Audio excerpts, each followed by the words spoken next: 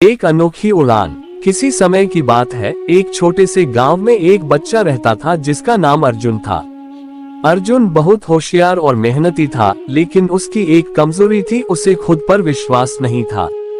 वह हमेशा दूसरों की तारीफें सुनता था और अपने आप को उनसे कम समझता था।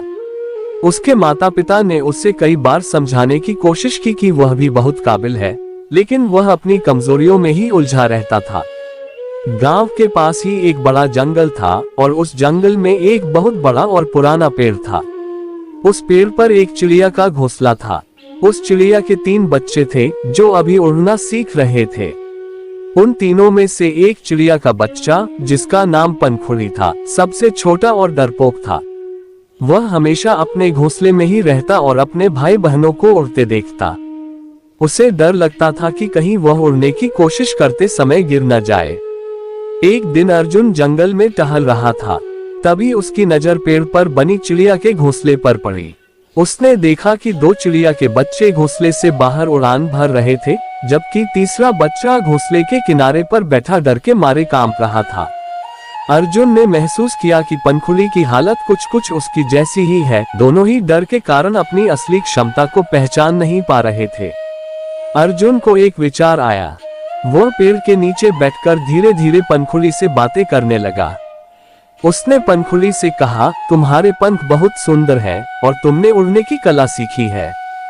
बस एक बार कोशिश करके देखो, तुम्हें बहुत मजा आएगा। पंखुड़ी अर्जुन की बातें सुनकर चुपचाप सोचने लगी। वह जानती थी कि अर्जुन सच कह रहा है, लेकिन उसके अंदर डर अभी भी था। अर्जुन ने हार नहीं मानी। वह रोज उस पेड़ के नीचे जाकर पंखुड़ी से बातें करता, उसे प्रेरित करता। धीरे धीरे पंखुड़ी का डर कम होने लगा। एक दिन अर्जुन ने उसे कहा, आज हम दोनों साथ उड़ने की कोशिश करेंगे। मैं नीचे खड़ा रहूंगा और अगर तुम गिर जाओगी तो मैं तुम्हें पकड़ लूंगा। पंखुड़ी ने हिम्मत जुटाई और घोंसले के किनारे से छलांग लगाई। उसने पंख फैलाए और उड़ने की कोशिश की। पहले तो वह थोड़ा असंतुलित हो गई, लेकिन अर्जुन की आवाज सुनकर उसे हिम्मत मिली। वह धीरे धीरे उड़ने लगी और फिर थोड़ी देर बाद ही वह हवा में सधी हुई उड़ान भरने लगी। अर्जुन नीचे खड़ा होकर ताली बजा रहा था और खुशी से चिल्ला रहा था, देखा, तुम उड़ सकती हो। पंखुड़ी के इस सफलता को देखकर अर्जुन के अंदर भी एक नई हिम्मत जाग गई। उसने सोचा, अगर पंखुड़ी अपने डर को पार कर सकती है तो मैं क्यों नहीं। उसने भी अपने मन से डर निकाल दिया और अपने सपनों की दिशा में मेहनत करने का फैसला किया। उस दिन के बाद से अर्जुन और पंखुड़ी दोनों ने अपने डर को अपनी सबसे बड़ी ताकत बना लिया। अर्जुन ने पढ़ाई में अच्छे नंबर लाने शुरू कर दिए और पंखुड़ी ने आसमान में अपनी उड़ान को और भी ऊंचा कर लिया। गांव के लोग अर्जुन की मेहनत और पंखुड़ी की हिम्मत की कहानियां सुनाते नहीं थकते थे।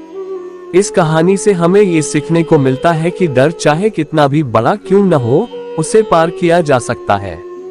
और जब हम अपने डर को पार कर लेते हैं तो हमें अपनी असली क्षमता का एहसास होता है। इसलिए हमेशा खुद पर विश्वास रखो और कभी हार मत मानो, क्योंकि उड़ान भरने के लिए पंखों से ज्यादा हिम्मत की जरूरत होती है।